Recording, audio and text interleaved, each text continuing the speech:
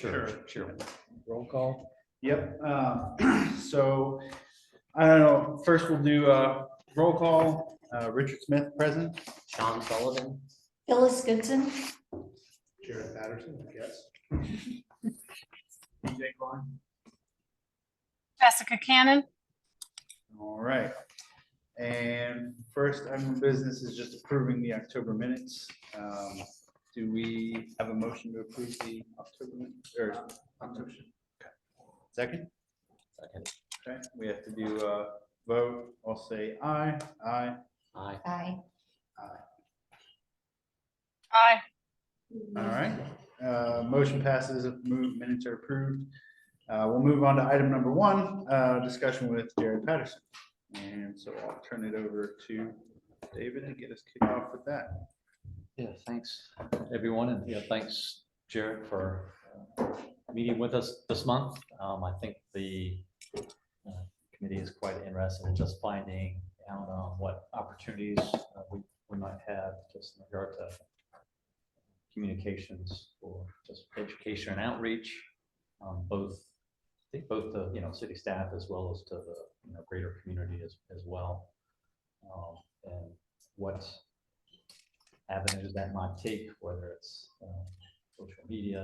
I mean, I included like a previous survey that your team helped us with back during the task force days. So perhaps even an updated survey that we may be able to put together and get put out there just to kind of get another a pulse on kind of what the community is feeling in regard to clean energy and the efforts the city might take towards that. So yeah, but that will just kind of open it up. Well, that provides actually a good segue, because we are initiating our biannual community survey, which does include clean energy item on there.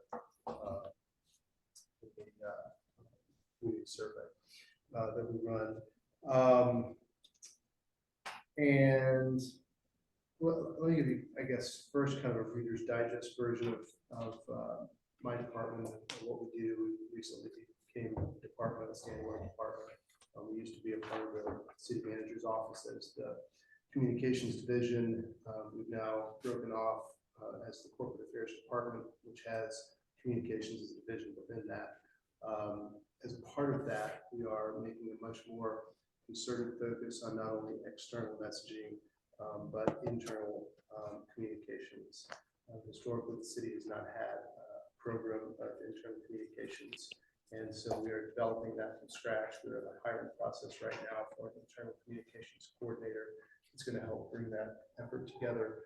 But our goal and our hope is that the first time in the history of the city, we're going to have a internal communications program with somebody who's going to oversee that to ensure that no matter who you are or where you are, whether you're at a desk or whether you're in the field, whether you work from a computer or don't have a job where technology plays a significant role in that, you're going to be able to receive the same messaging from the city, make sure on practical things like benefits, things like that, that you're not falling through the cracks, but also on what I would call kind of our strategic corporate messaging about initiatives, corporate culture,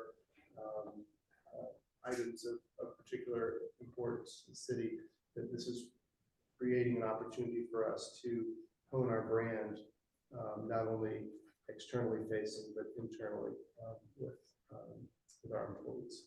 So very excited about that and the opportunities that is going to bring with it for us to be able to speak to our employees in a way that we really have not been able to do before, in kind of a systematic way. So internally, we're going to be cultivating over the course of this next year a lot of opportunities for employee engagement, where right now they sort of exist in a one-off kind of way. Some departments have newsletters and others don't. There's a Friday memo that goes out to council that it's some participation, but it's not particularly de-emphasized. So we're going to be developing a lot of that from the ground up over the course of the next year.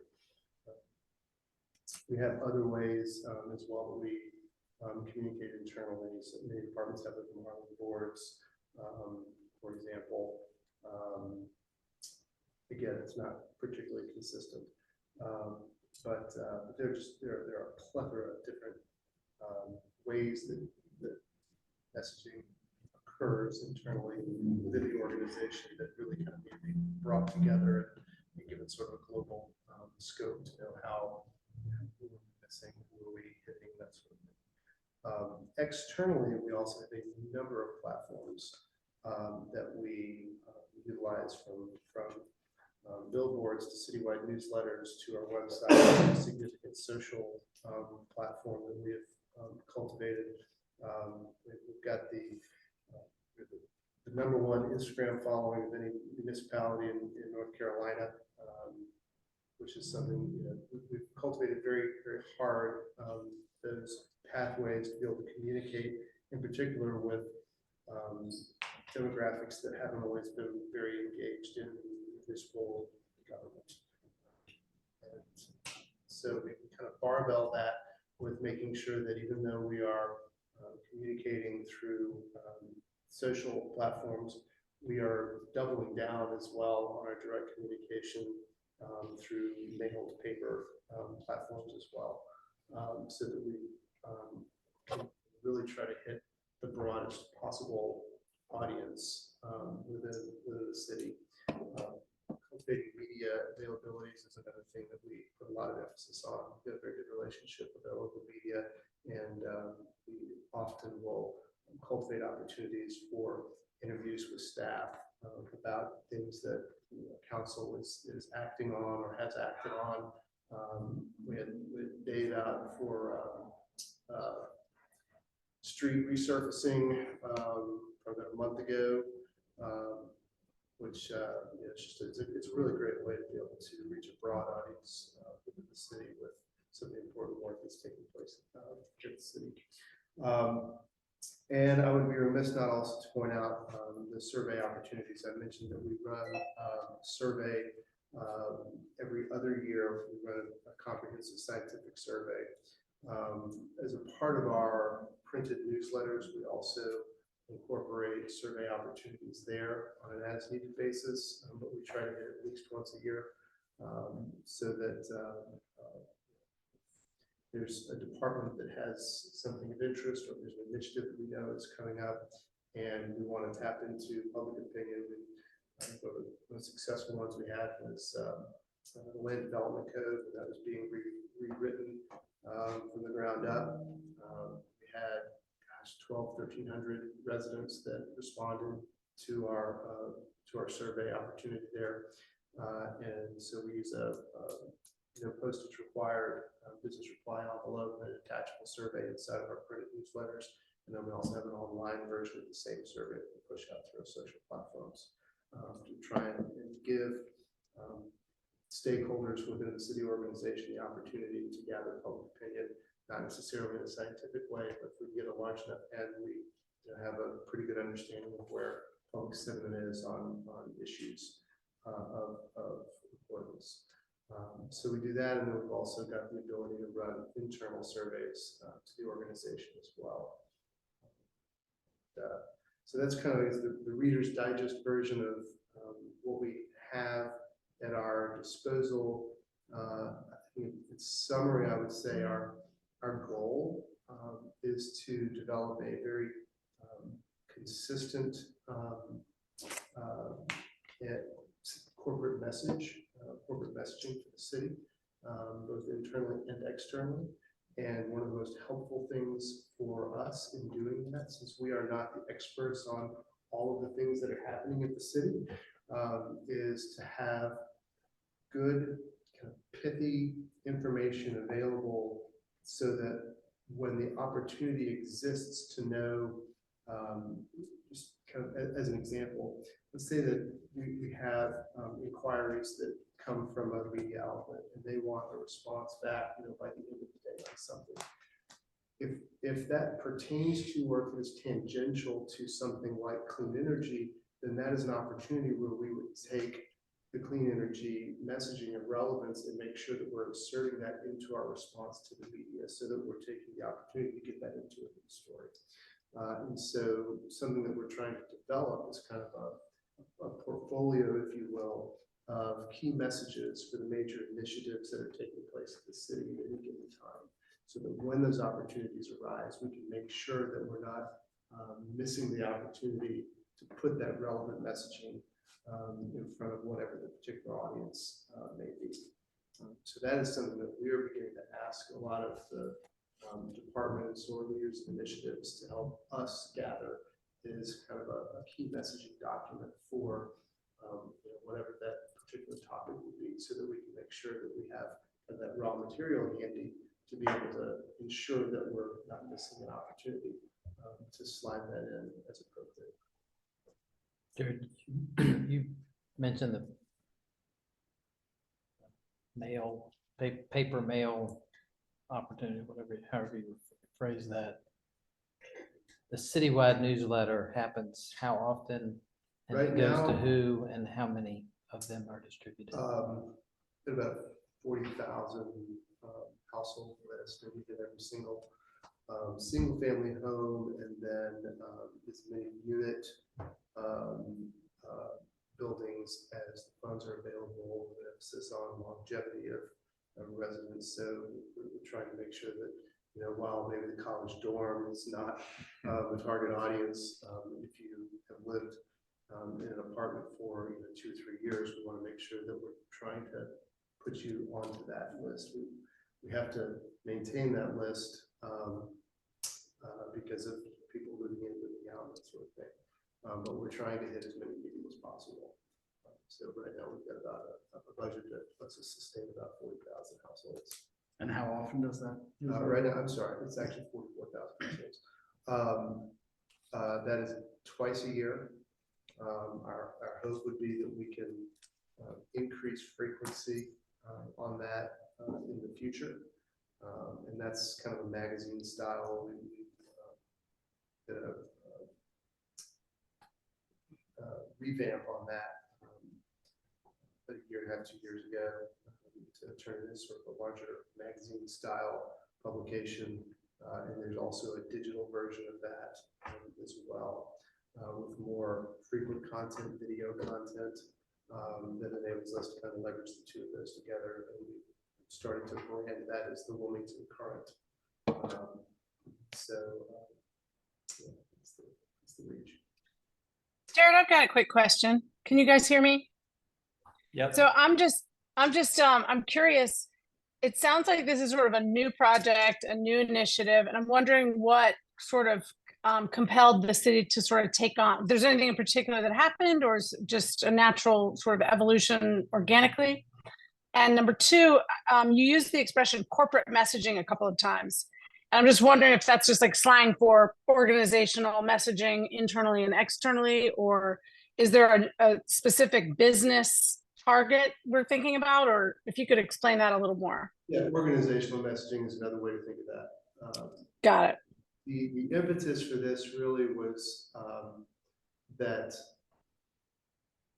the communications within the city historically have emanated from a number of different places, from departments, very kind of decentralized. And that means that a lot of the knowledge and information that would exist in some of these places wouldn't necessarily move throughout the organization. So you had silos of information that really needed to be better shared across the organization. And in addition to that, because the messaging was so decentralized and information sharing was so decentralized, it made it difficult to see, is there any kind of particular set of priorities, or are you just kind of this large association of different departments, right? And so what we're trying to do is help to bring a more global focus to communications at the city and give a universal sense of brand presence to the city that didn't previously exist. And so that's the impetus for it. It's really the growth opportunity there. Got it. Thank you. Yeah, I've definitely noticed like the Instagram, yeah, kudos to some of the new posts on there. Those are like, I've noticed just how engaging those have become here. I'm not sure if it's a team effort on there or there's one of your team that's We have particular. a couple of folks that spend a lot of time on social, Yeah. but it really is, it's a, you know, we try to make sure that even if your maybe area of emphasis or your area of specialty or work is in one area, the team is drawing on the skills of everybody to be able to excel in those various different areas. So, part of the discussion we were having just relating to communications, was there were two things that I focused on. The first was just making sure that and it seems like this new project, this new kind of initiative that you have will definitely help with some of this, but making sure we're taking advantage of publicizing like the easy wins, right? So one example was that, you know, Dave had on the sidewalk, the parkway along Randall Parkway, they installed solar powered area lighting. And so that's a green initiative that the city's undertaking. And there wasn't any publicity for it.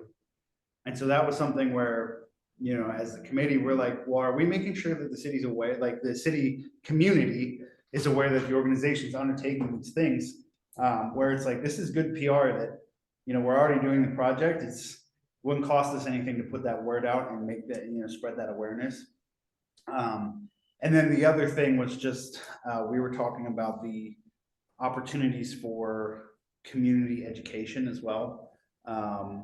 You know, another topic that we've been discussing here is offshore wind power, and it's pending application here off the coast of North Carolina. And in one of the conferences that our city employees attended, one of the advocates made a point of saying, you know, the most important part is messaging early and often, to educate the public about what this industry is and what this is going to look like, so you can get ahead of some of the negative feedback or untrue, you know, criticisms. And so that got us discussing, like, well, what opportunities do we have to present that kind of education-based focus to the community for those kind of things? So let me give you just a couple of points of feedback on that. The first one, in terms of publicizing easy wins, I'd say 100%. That happens every day across the organization. There are so many good stories that are not being told because that information isn't necessarily making its way in a systematic way, Right. outside of those Silos. Right? So one of our goals and one of the reasons why we have created an internal communications, a dedicated position for that, is to fill those information gaps, or maybe even information vacuums, and start to be that point of connection between those various different departments, and develop a systematic way where that information is migrating across the organization, so that we have the opportunity to seize upon that. One of the parts of that job description that's very important is bridging internal and external communications.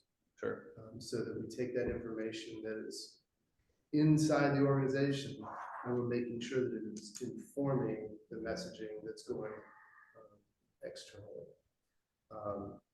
So I do think that we're going to be able to make some real gains on that, not just clean energy, but I mean, it's a system-wide breakdown right now. And when we address that system-wide breakdown, we create the pathway for examples like you gave, to be something that we can seize upon. In terms of opportunities for community education, I'd say a couple of things. The first one is having kind of a living document of key messages for clean energy is critical for us to be able to seize upon those opportunities as they become available. If you would take the example of solar powered lighting that was installed, that's the kind of thing where we could put immediate availability together. And even if it's a minor project, there's a lot of interest from the local media in this community on things like that that are taking place. And it's usually, given the size of our community, not being fairly modest, there's a lot of opportunity to have these stories get told. That's not happening in a systematic way. It's happening in a lot of one-off ways. And I think we've made a lot of gains by trying to cultivate more media outreach, proactive media outreach from the city. But there's a lot of gains yet to be made. Another thing that I think is important to keep in mind when it comes to community education, aside from the platforms that we have at our disposal, is we try to speak as best we can to make sure that we are in line with mandates that have been given from council, or what has been kind of blessed by the overall will of council. And so examples for that would be, I think moving in the area you're talking about would be when council approves a legislative agenda every year. Those are points of advocacy that have then been endorsed by council, where we can go and assert as this is what the city believes, or this is what the city affirms. Sure. And so I think it's important to also keep in mind what may or may not need to be taken place if there are points of advocacy or education that extend beyond or build upon what's already been adopted by council as the task force report. Then that would be kind of a step in the process, is to make sure that we have council approval for a particular point of emphasis of advocacy. Sure. If it kind of moves beyond that, to make sure that we kind of have that in place to say that now organizationally we can have confidence that this is a message that's really has the stamp of approval from the city. So Dave and David, then I would, to follow up on that, I would ask for you guys to dig around or ask around as far as what the process would be like if we want, if we want to advocate for offshore wind energy or something like that. What are the process steps we need to go through to put that before city council to get their approval, so that then we can pass that on to communications and get that message out?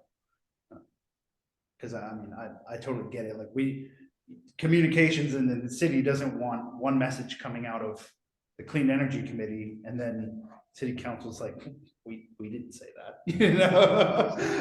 You obviously don't want that conflict. So I also think that there's going to be some of that's going to be subject specific. sure. Yeah. Offshore wind energy is definitely something that we would want to go through the process to make sure they're supportive of. But Sure. there's going to be plenty of other things that We don't need we city don't council need that. to approve solar area lighting on. or any energy efficiency improvements inside Correct. buildings. Correct. Right. I mean, that's something that we would publicize as an easy win, or Right. something like that. So, Agreed. How does the internal system work? I mean, how would we go about telling you, like, it almost seems like every meeting we could make some point, hey, this is worth mentioning, but how does that process happen? Or how do you see it happening in the future as you develop it? Well, I think that you've got kind of the internal staff level vetting process that precedes the council. So just to take the example of solar wind energy, which I know very little about, but we have a lot of stakeholders that we work with on a regular basis, from from committees like this to our business community, community groups of all shapes and sizes, other elected leaders at the state, federal level, as well as our county. And so for something like that, I think you would see conversations take place with a broad group of stakeholders and that would involve, for example, staff level positions dedicated to our legislative relationships to make sure, hey, is there something going on in Raleigh, or is there something going on with other municipalities or other coastal communities in the region or in the state that have something going on that we need to be kind of bringing into this conversation, so that we develop at the staff level the biggest perspective possible. And then at that point, ultimately city managers will decide kind of what they want to be able to bring forward to council consideration. And a lot of times, we find that as those conversations begin to evolve, maybe there are other initiatives that we find out that are kind of already preceding us, and lo and behold, we're not the first ones that thought of this, but we're jumping onto an idea that's already maybe down in Charleston they've already gotten rolling, and we're like, hey, let's join forces or let's learn from what they're doing. So there's kind of that internal staff level process that often adds a lot of texture to those conversations. Sean, I think we can also just intentionally dedicate, some time each time we meet, for a short, for as long as y'all want, discussion about.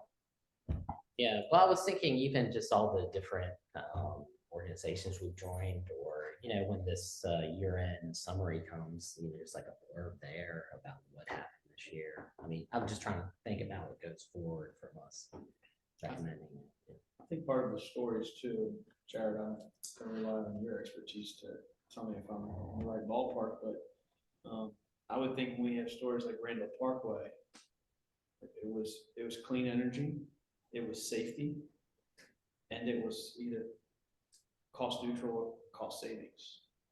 So, when you can get those double plays and triple plays in your message, you're hitting on multiple points. We have examples like that. It's easier for them to push out because they're hitting so many different perspectives. For sure. And stories like that are also helpful for, we've also started a program of sponsored content where we're purchasing time or space in publications, or for example, sponsored WHQR, which offers us an opportunity to put a message out on behalf of the city to WHQR listeners. And when we have these stories and we have these key messages, when they kind of come together, particularly if there's like a timely aspect to something, we go, hey, this is a great opportunity to kind of to seize upon something that is current in the moment, something that maybe has in our rotation of content hasn't been given airtime in the last quarter or 2 quarters, and let's seize upon those opportunities. So maybe we've got our blurbs on WHQR happen to be about clean energy related activity that took place, like the solar lighting. Learn more here. We try to align our platforms as best as possible, so that if we have something that we're pushing out through one of those avenues, it's not just a one-off, but you can kind of draw a line through. It'll have social content, it'll have sponsored content, it'll have an online newsletter, article or video that goes with it, so that we can kind of bring all those together and get a pretty good solid punch all the way across all of our platforms to get greater penetration with those messages. So I have a question about that. And you're the expert here, which is why I'm asking you. To me, that as an uneducated communication person, that seems like you miss some opportunities there where, you're saying unless the topic is big enough to spread through all to take the time and energy to spread it through all the platforms. It's not, so obviously like a social media post is much faster than making a blurb for WHQR or, a TV spot or whatever. So are you saying that like, unless it's a big enough piece of news that we're gonna be able to tie it, like spread it through all of our channels, we're not really engaging with it? Or is it something where, we have, this is not worth us making a TV spot for, but it's worth us spending the 15 minutes or 30 minutes to get it onto our social page? I would think of it sort of like a filter or funnel, where you can, you'll have a lot of content, but we have to be selective in terms of, we only have so much, so many opportunities. Let's say we've got with WHQR, we've got one spot that we can run. For our business journal, we get one page in business journal magazines. So we have to select what's going to go there. We try to rotate through an editorial calendar to make sure that there's areas of emphasis for the city that have been informed by our strategic plan and our community surveys, where we know it's of particular importance to the community. We're trying to give greater emphasis to that. Sure. Doesn't mean that we necessarily filter some things out completely, but maybe maybe it's not something that's going to be as frequent on that rotation. So we're trying to align what we talk about with what the community cares about as closely as possible. At the same time, we have a mandate of basic public information, which means that we have a lot that we need to put out. And there may be a very small number of people in the community that care about something, but if it's relevant to the public conversation, we still have an obligation to make sure that information is made publicly available in a reasonable way. And so it's a balancing act. Sure. But we try to make sure that we are doing a good job with kind of a rotation to make sure that we're not missing things.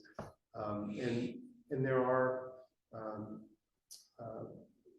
you made a good point about how sometimes you see those messages start to align, or something maybe you're talking about budgeting, but there are aspects of the budget that are also relevant to clean energy or what have you. So that gives us an opportunity with a budget messaging, even though we're talking about the budget, we're also talking about key initiatives like this, or maybe we're talking about a new park project, but there are also clean energy aspects to that park project that we want to make sure become embedded in the key messages for that particular project, so that we're kind of synthesizing those as possible. Do you look at things like how much impact or how many clicks or likes or whatever they have, and that kind of also helps you decide on, like if you get a lot of likes, that you'll continue with that story? We've got a couple of services that we subscribe to that provide us with analytics and sentiment on our social channels and on our larger media footprint. And so they kind of let us know what the relative impact. So for example, I can go back to when we had 4 or 5 media outlets that met Dave and did an interview with him for resurfacing on some city streets. We can go back and look at the resulting news coverage, and we can see kind of the impact that those interviews and those stories had during that period of time. How do you measure crickets? I was gonna ask how you measure newspapers when people even get them anymore. Can I ask a question? I just have silently had my hand up for a while, but I think everyone is rightfully paying attention to Jared. Hi, Jared, I'm Lindsay. Hi. I wanted to see, I think it's a really good point about, like, a piece of communication doesn't have to be just about clean energy. There's like a lot of intersectional points where clean energy hits other spaces. And I think one of the things I was thinking about is why do we even need clean energy, right? It's the other side of the coin from adaptation and climate change, which I think the city is very much planning for, whether it's like the stormwater department kind of planning for sea level rise in certain parts of like the low parts of town, or just, more extreme weather events. I think, do you guys already have content from, internal content that talks about climate change and why we need to reduce greenhouse gas emissions that we could sort of piggyback on? Yes and no. I mean, we are, flood resiliency is a particular point of emphasis. The city has really been,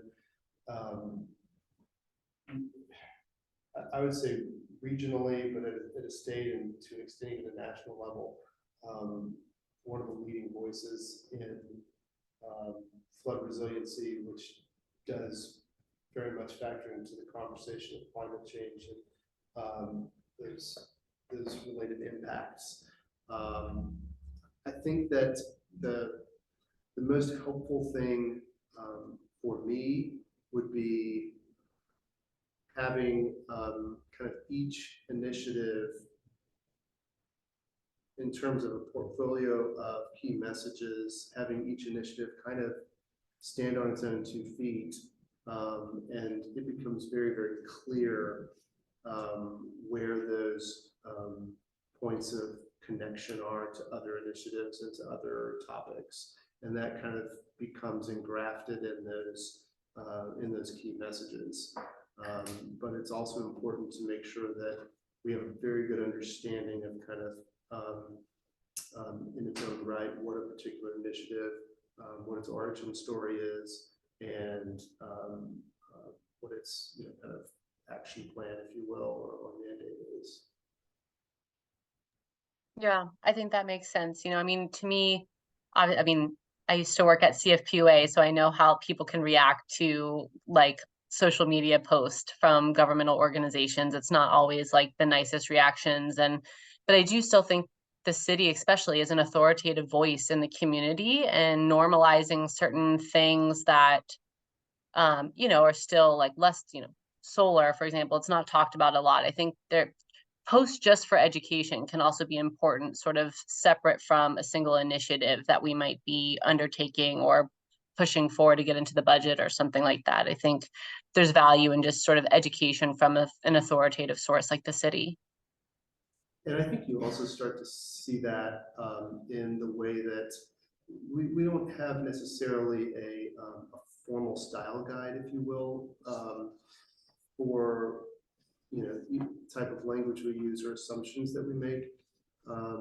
But when we have key messages and verbiage that we have kind of carefully thought through and vetted, that verbiage begins to permeate in other ways, so that maybe a budget transmittal is going to start to reflect a certain phraseology and assumptions that we have on clean energy, that without us kind of asserting that key messaging and being proactive in developing that, you may not see that take place within the organization.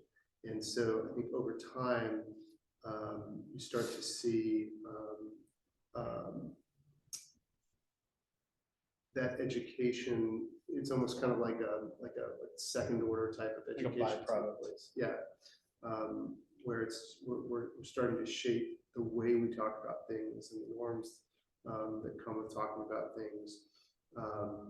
And when you shape the way that conversation is happening, then you really are having a community education effect on maybe not even an intentional or overt kind of level. Yeah, I can, and then my last comment, then I'll be quiet on this, but I will say too that just in my friend group, which is like a variety of people in all sorts of different sectors, multiple people have randomly said to me, like, have you seen whoever's doing the city's social media? It's so funny. They're doing such a great job. So like, you guys are really getting noticed. Whoever's doing the Facebook especially is really funny. So compliments on that. Yeah, well, we're trying to cultivate a a particular voice that makes the city, approachable. Municipal government doesn't have to be dry. So, thank you. Jared, want to be respectful of your time. I know you got somewhere that you have to be at. Oh, you're good. It's Okay. fine, yeah. All right. But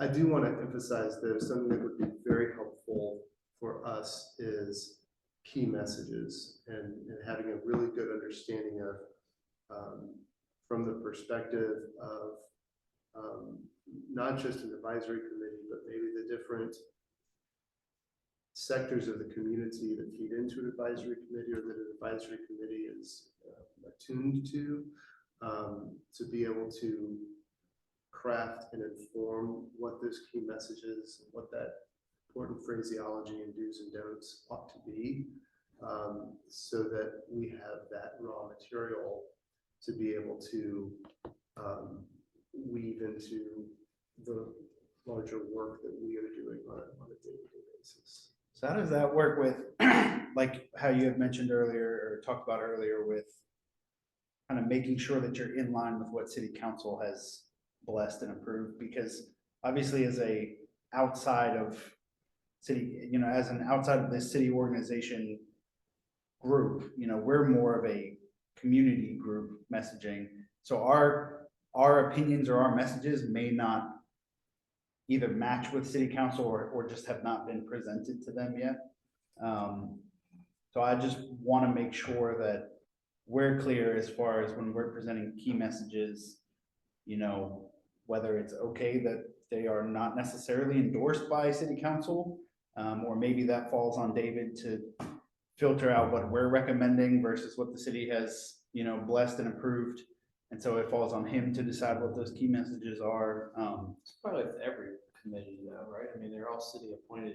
Right. Well, and that's what I mean is like, that's what I'm asking is kind of how that. Not just How our that goes. committee is Yeah.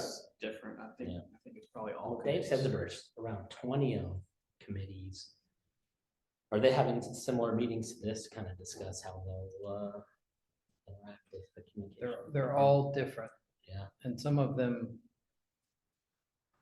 I mean, this one's maybe one of the more unique ones just because of, it's the youngest and it's got a very different kind of goal, Yeah. I think. I mean, some of them are, like you're on the planning commission. I mean, that's just a completely different dynamic. Yeah. I would say this too, and y'all can chew on this however you want, but the work that y'all did that were on the task force and completed that report, and now for the members that have joined the committee, I wouldn't limit your thinking to what we can do by sending a message out. Because I think a very true statement is that city staff may have heard that there is a clean energy advisory committee, but they don't know anything about it. They don't know what the goals are or the targets are. So I think that can be a very useful and powerful thing for us to educate internally. And we've talked also about the overlap that we have with the greenhouse gas emissions. Don't go down that road. Well, I'm just, I think we're okay now. I think so too. But there's a lot of overlap that can, be mutually beneficial for those goals. And quite honestly, we have not done a very good job of taking either one of these sets of goals and infiltrating through the employee set of employees that we have, what they are and how they can actually help us meet those goals. And I think that's something that we ought to capitalize on, especially with Jared hiring a new internal communications person. There's another, I agree with you, everything you said, but I'm thinking about this too, is when the average city employee understands what we're trying to accomplish, they have ideas that we don't even have thought about, that they may bring forward and say, hey, I have an idea of what we could be doing internally to change this, right? We leave that car running 24 hours a day, every day, just in case we need it. We shouldn't, for whatever reason.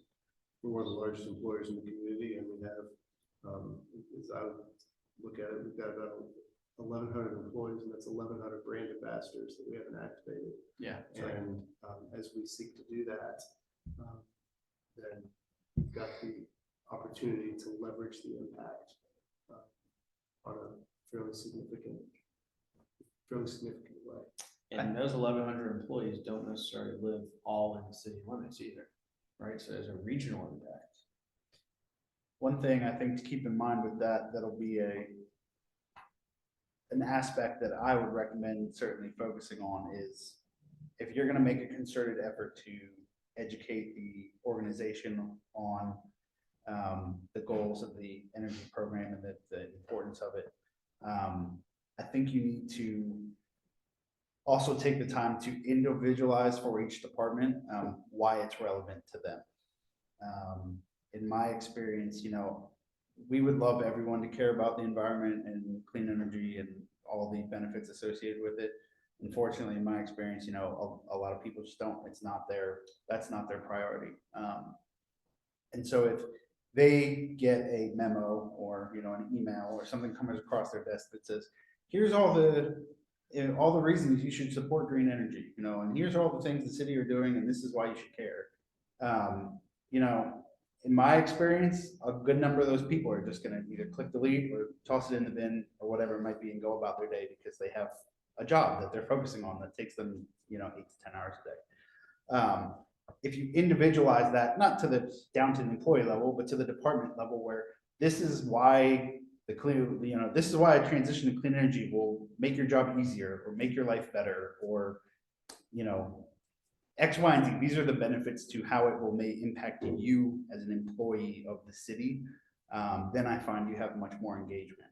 An example is in a client I have, if I tell them, hey, I need you to fix this air handler because it's going to save us a lot of money when you get it to turn off, that holds no water with them.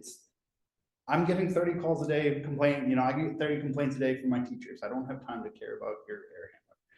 But if they understand, hey, if we fix this air handler, it's going to reduce the number of complaints we have by half. Now it's something that they're going to prioritize.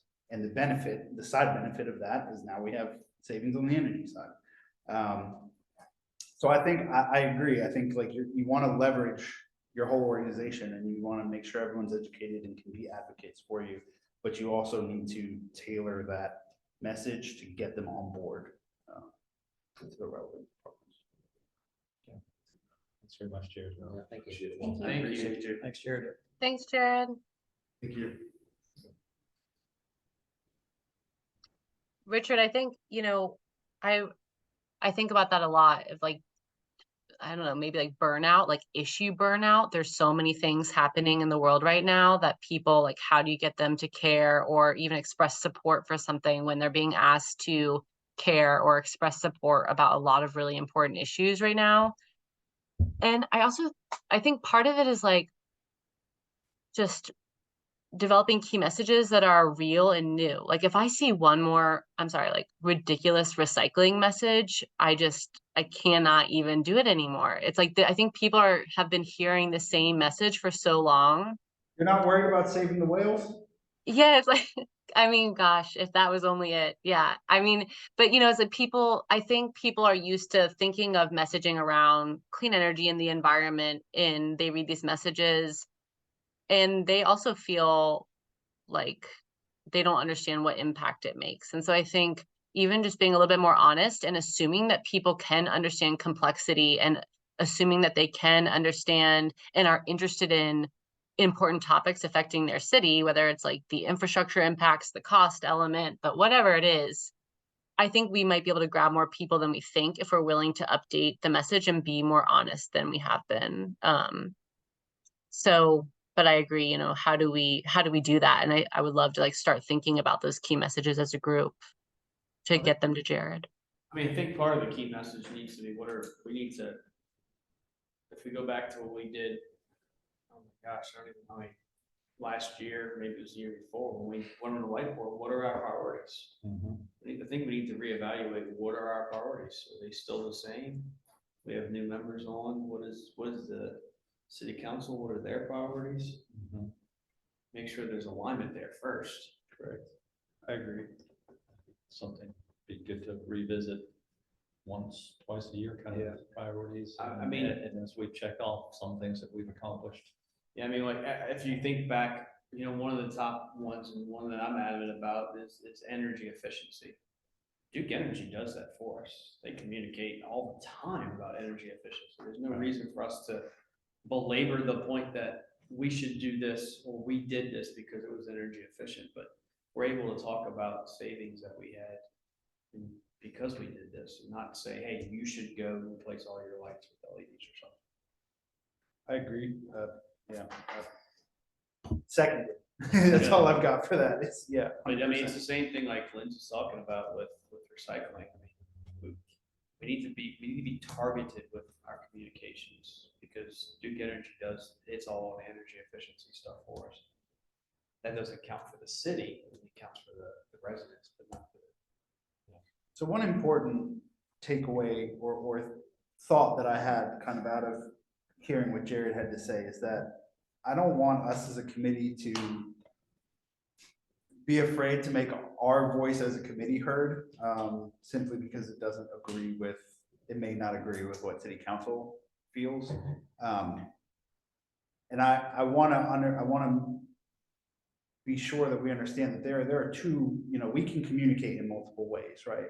So we can have messaging from the city of Wilmington on behalf of Clean Energy Advisory, or the sustainability manager, et cetera, with all things that have run through city council and that have been approved and that kind of thing. But as a community committee, we can also, draft a letter.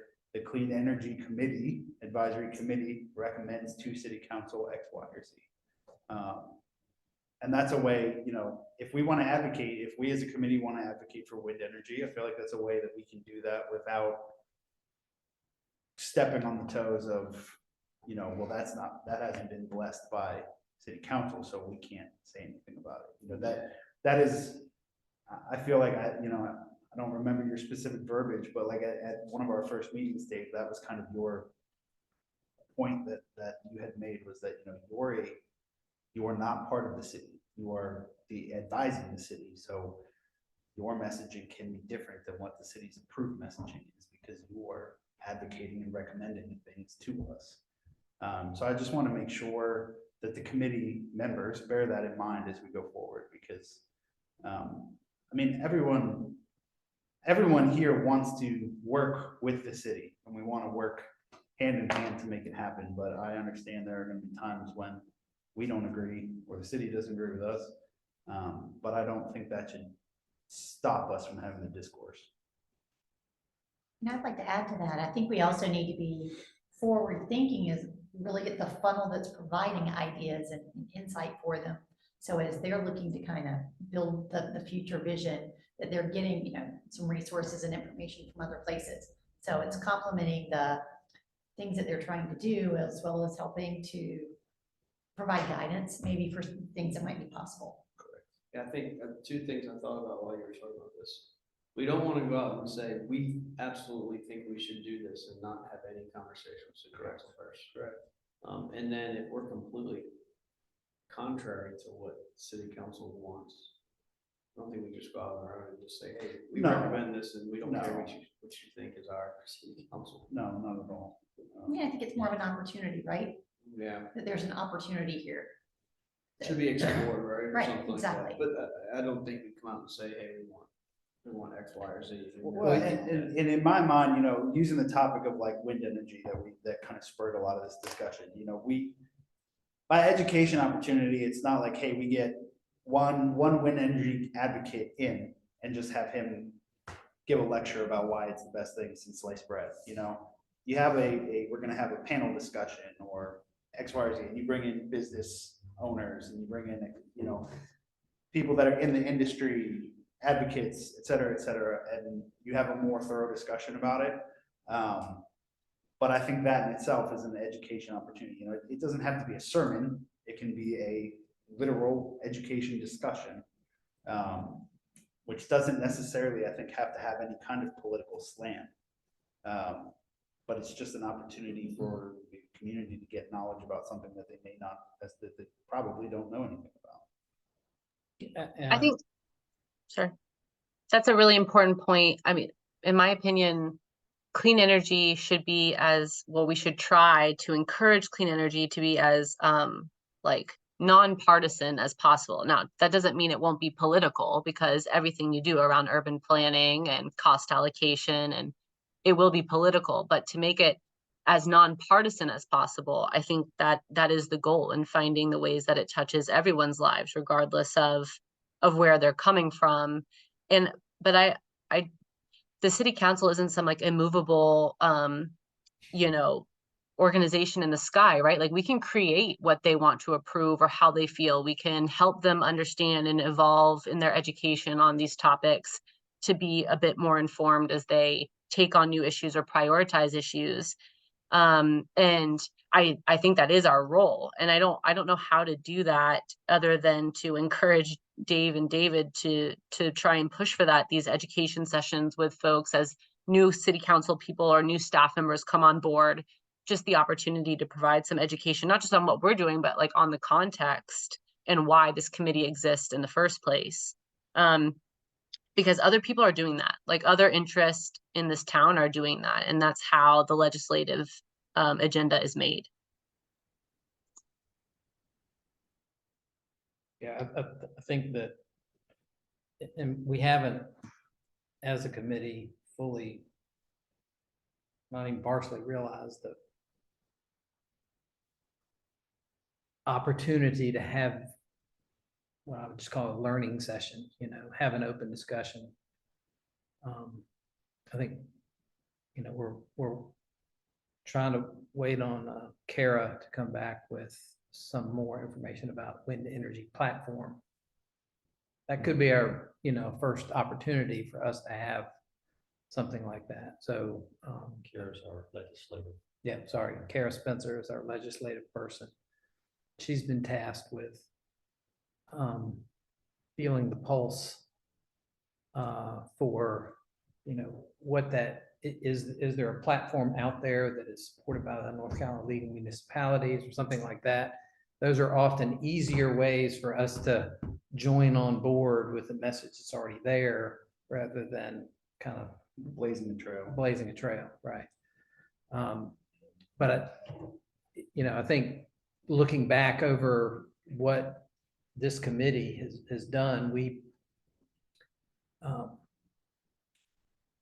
much better to have more information through and up the chain to city council than not. And if we can successfully achieve some sort of learning session with them on this topic, or really any other topic, I think that'll hopefully transpire to y'all as a probably a more meaningful and more permanent way that we can, you know, make progress. Because I understand that's difficult. It's not fast. It's not, you know, that's not a quick win method, right? So I understand that. We have to be patient in how we get there. So I appreciate y'all's patience. And Jared did not take credit for this, but I will tell you, he's relatively new, less than 3 years. The ideas and the processes that he's trying to incorporate have essentially flipped communications 180 degrees on top of itself. And he deserves a lot of credit for that. Because he's thinking about it in ways that we have not tried to think about it.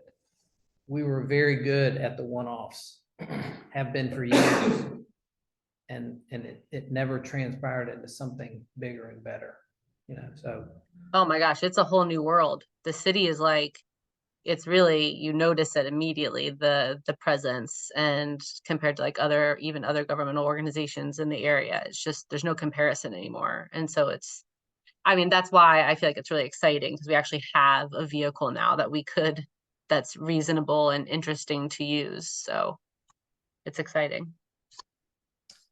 Would it help to go through some of these internally? Like if we have something, then you guys kind of disseminate it internally or try to get it disseminated internally? Because it sounds like if, the city council isn't on board with what we're saying, we're never going to get it out externally. So, I mean, is there a better method, or just, I guess you could discuss and we don't try any sort of. Well, I think that if you want to start thinking about key messages, easy thing for us to do is dedicate some time on the agenda that we just, add a topic. We can let one person or a couple of people drive that discussion for that meeting, or, however y'all would like to arrange it. I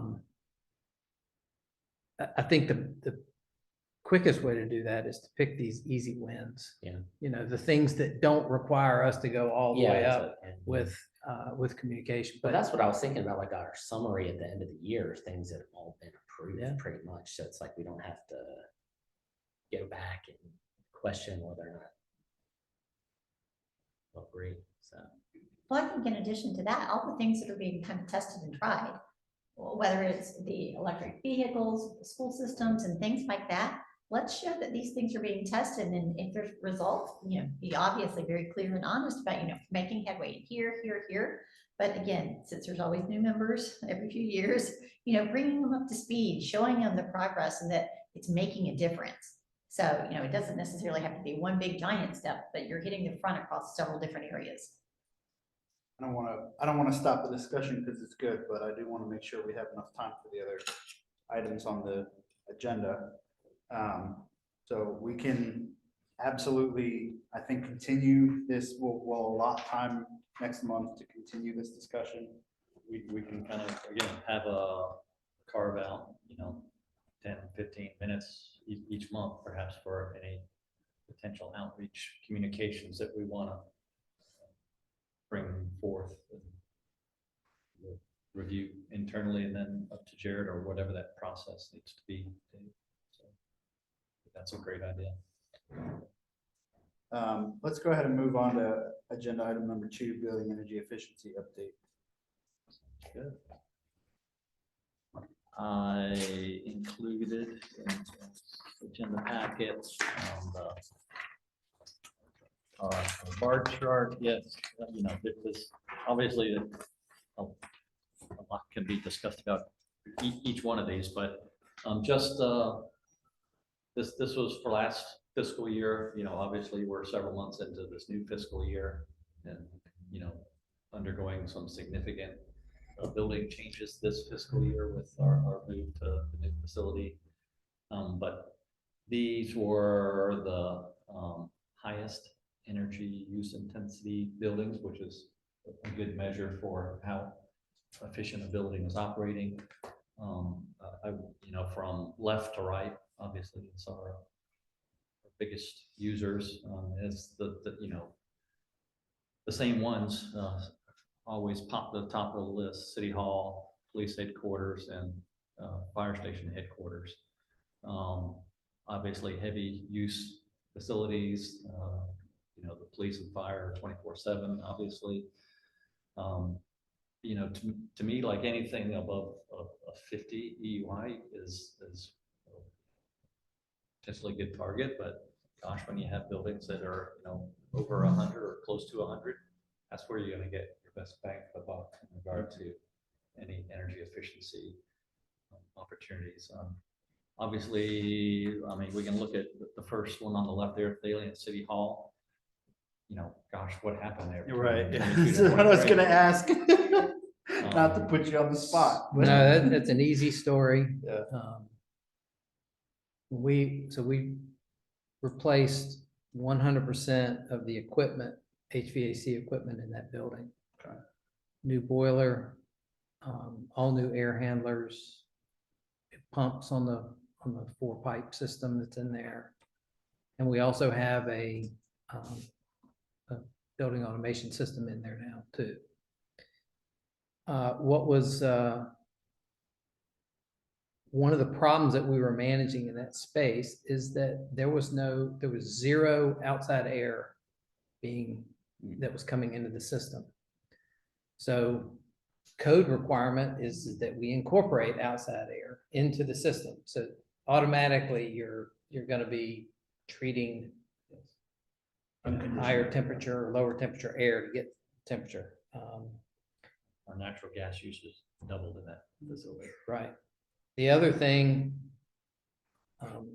that is now being done is the boilers used to try and help control the humidity inside the space. So you're using it for reheat. Yeah. Okay. So there's, and I will tell you this, because the first 25 years of me going in that building always smelled like, old socks, and that's gone. The experience of the people that work in there and the visitors that go in there is different now. It's much improved. But it cost us quite a bit, as you can see on the chart, to be able to do that. We're trying to squash a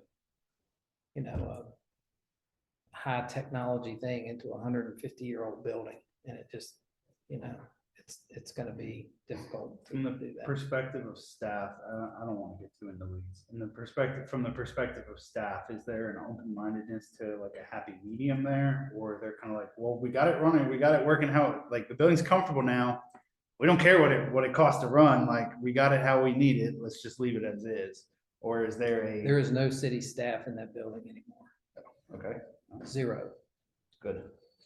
It's only Thalian right now, and that will probably expand to other tenants. I don't know what that will look like in the end. But it'll be off the city books. Well, It- it'll be a renter, so it- how are we handling rentals? That's a very good question. And the first thing you said is maybe the eventuality is that it does come off our books because we expect the tenant to operate it fully, meaning all the utilities.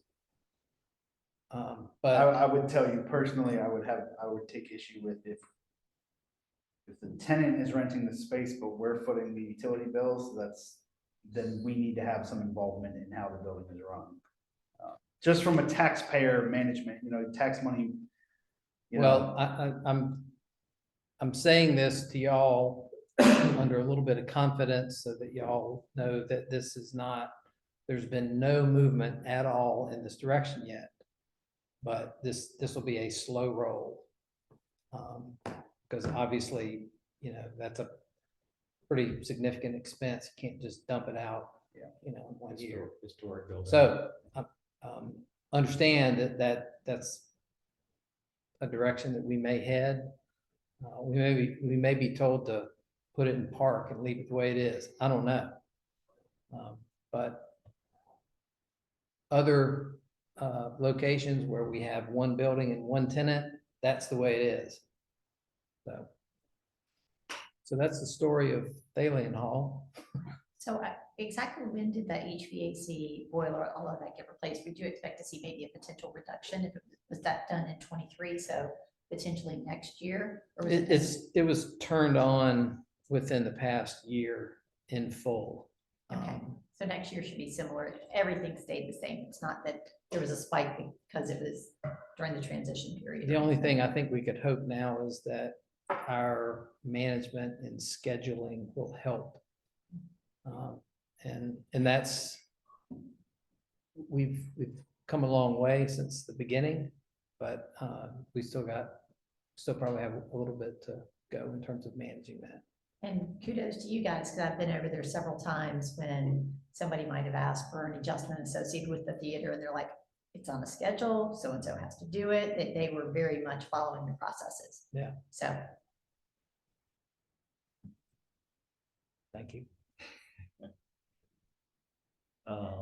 Police headquarters, obviously That's, you know, that seems to be your big energy hog, you know, every time you've presented us with a, you know, any kind of summary of this, you know. Anything police related, I mean, even as CO2 in the cars. Well, police, the headquarters building, we did, I mean, they've been on a building automation system since day one. Sure. But we did, can't remember what. I guess at some point last year, we completed the project to replace the 2 chillers in that building. And that was, yeah, big, a $500 big, million right yeah. there. And one of the air handler units was there as well. Fire headquarters, we're actually going out for bid right now to replace, I don't know, a dozen air handler units inside of that building. So, What's your audit process on those? I'm sorry. What's your audit process on those automation systems, building automation systems? What do you mean, our audit process? You have set points, you have times, should be doing this, is anyone going there, maybe overriding them? Yeah. Oh, Is yeah. there someone verifying that the, like retro commissioning or verifying that the building is doing what you're telling it to do? Oh, yeah. Well, the engineers that put the systems in would be responsible for that. I'm not sure, I'm seeing that process work. I'm not sure I'm very confident of test and balance folks. But we hadn't figured out a different way to do that. As we become the operators of these systems, I have a staff member that actually opens up first thing and he's checking the systems almost daily. And he's making sure that things are within ranges. So, Just a outside recommendation, I would say at least yearly, you want to do calibrations or at least testing on, spot testing on, does the, you know, our computer, the thermostat on our computer says that it's one temperature in this room.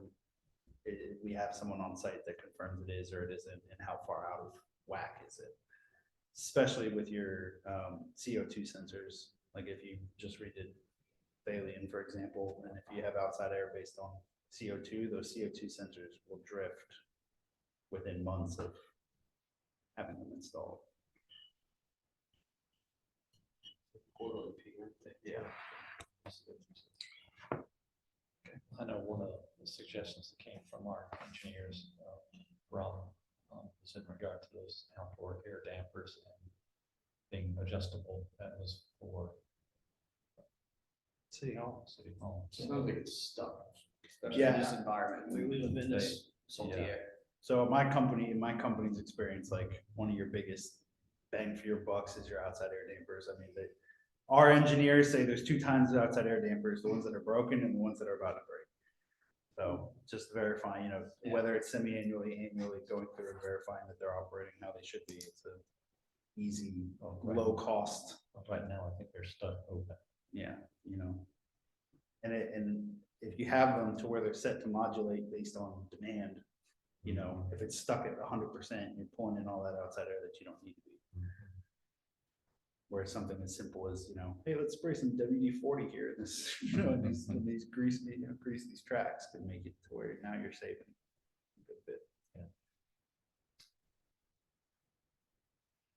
Yeah, so just wanted to get this in front of you all to see kind of where we're thinking in regard to next energy efficiency steps. So I'm in discussion with the engineers right now I've asked them to identify some projects and whichever one kind of rises to the top is what we're going to be spending my energy efficiency budget here.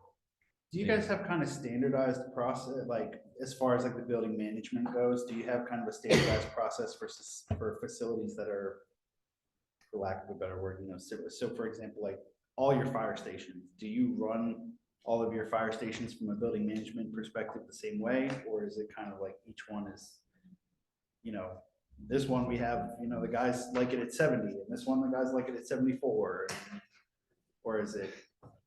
Well, for one, that all the fire stations don't have. And I know, yeah, I know that a lot of your buildings don't have building management systems, but I mean, they have something that controls the temperature or the schedule or whatever it might be. Should I not have asked that, I guess? Actually, we had a meeting last Thursday. Fire chief was out at my shop and he actually made a joke about, you know, the fire, the dormitory portion at fire headquarters being at, you know, 62 degrees or whatever, because that has been an issue. Right. We now have that under control at fire headquarters because they can't Right. do it. Or they might think they can by just pressing the button, but it doesn't do anything. So the operations is primarily left up to the operations manager for the fire department. I think we had this conversation when I first got here. 100% of the utility bills was paid by my department. Right. And now it is not that way. Fire department is easy because there's one tenant in one building. Now all the utility costs, thanks to Mr. Ingram here, were dispersed to the using departments.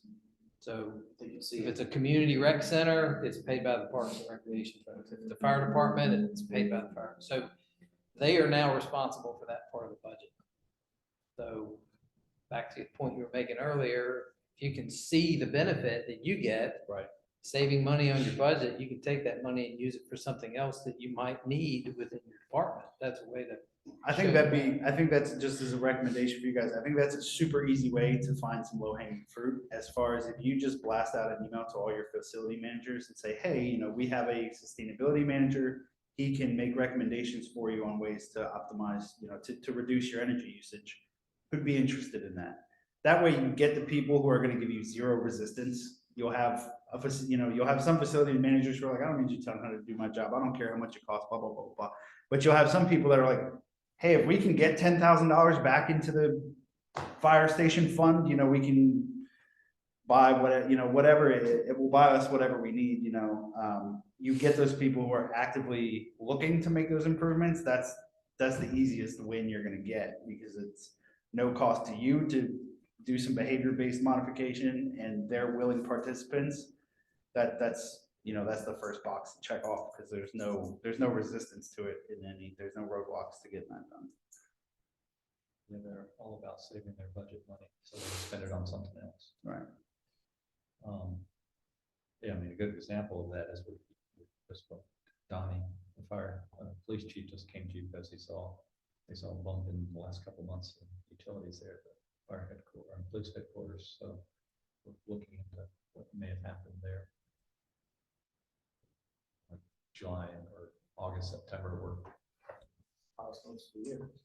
It was hot, but it was a significant bump from the previous year at that same time. So, well, and it can be as much as, you know, if it's, for example, like standalone thermostats, you know, some sergeant or police chief or, you know, janitor for that matter, you know, is hot in the middle of the night when they're cleaning, and they again, that's why Rob, the facilities guy he jumps onto those systems every morning, and if there's something out of line. Yeah. He's really great about identifying it. So good. Okay. Any other questions? So it looks like otherwise everything's gone down other than the other fire station 10. Yeah, and I'm not sure what happened there. I mean, it's pretty efficient building. It's you know, like they're around 50. So yeah, to go from, I mean, 36 is pretty low last Yeah. year. You know, that's especially for a building that's occupied 24/7. You know, seeing 50s for 24-hour buildings doesn't trigger a huge red flag for me. You know, I think, you know, like where you said you have 160 UI building.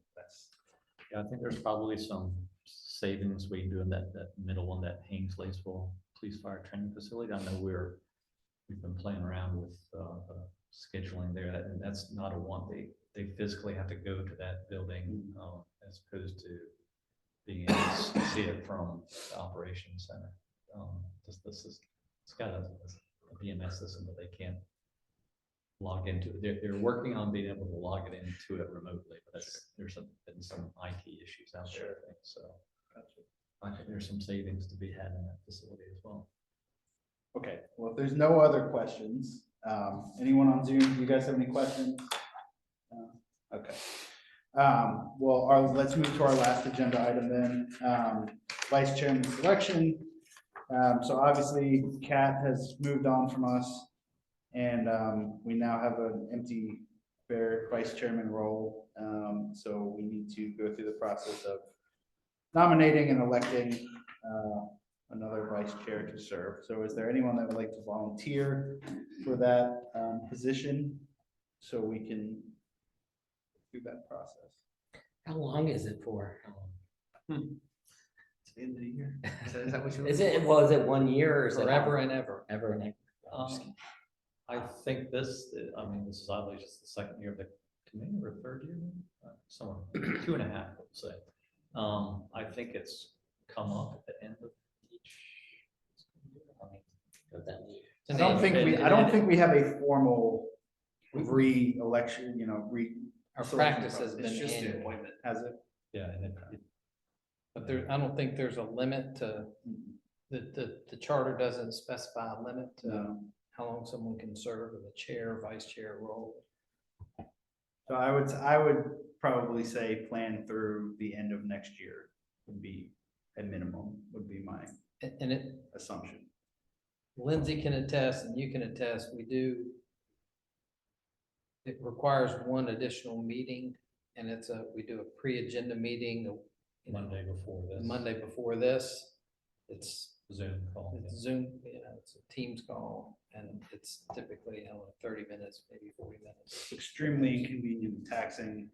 Wouldn't recommend it to anybody. You're not helping yourself. Just kidding. It's an easy, it's an easy, like And you get extra power in setting the agenda.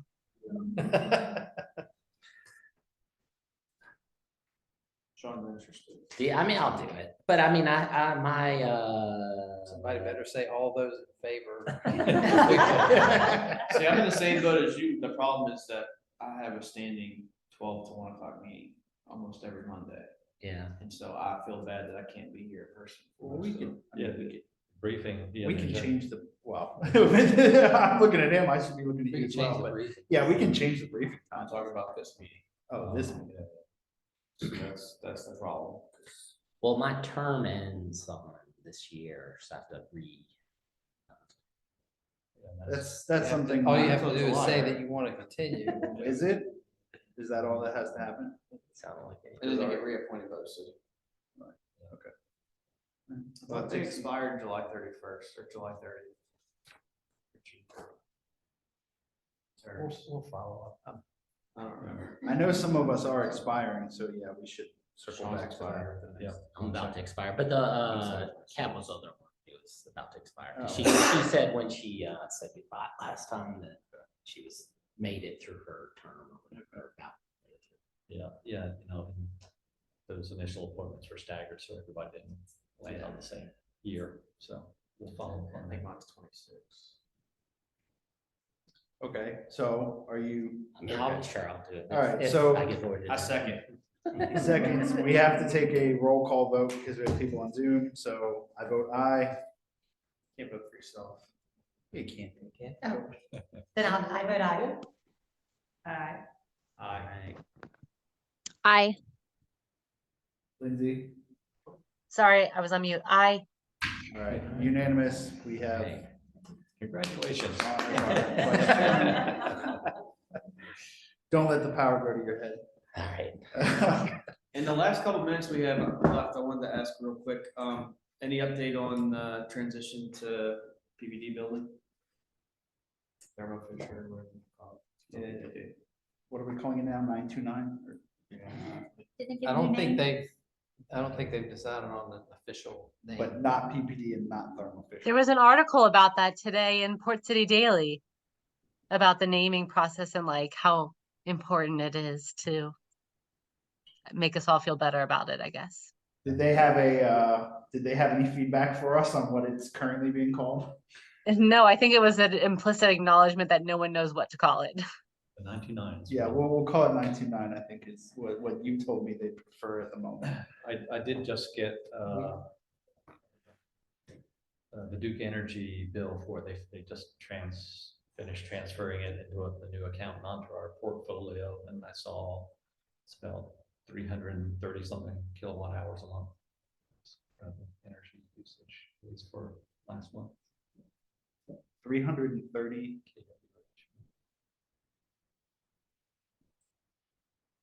See, And is the building, just out of curiosity, how full is it right now? Is that 2 floors, 6 floors that actually have tenants? So the city will occupy the first floor.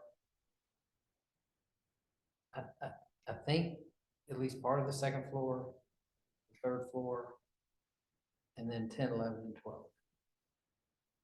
Thermo Fisher is on 2 floors, two of the middle floors, I don't know which two, and we'll stay there.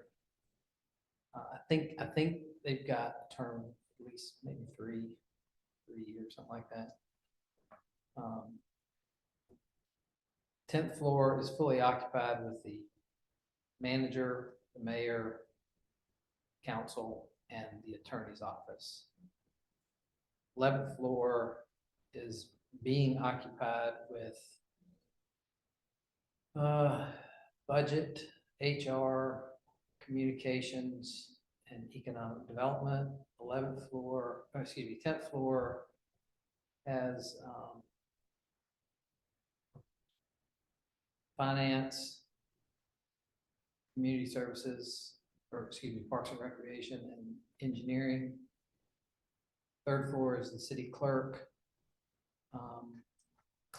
There's discussion that at some point way on down the road, traffic engineering would move there, which would mean that our camera system would be housed in that space. Everybody that can move into the building without significant renovations will be in the building by the end of this month. The first floor will have planning staff and code enforcement staff, and that requires some upfit. So those employees are not moved yet. I know you guys have told me this. I apologize for forgetting. Are we doing any kind of sub-metering there to separate our tenants' utilities from ours? No. I don't think there's some meters set up at that place. one big. But it could be possibly. That'd be my recommendation. Why spend taxpayer dollars on a for-profit company's electricity? Well, I wasn't involved in the lease agreement. But Sure. I'm sure as But hell you also can't meter, and turn around and give them a bill. So leave them to say North Carolina, yeah, you'd be a regulated utility.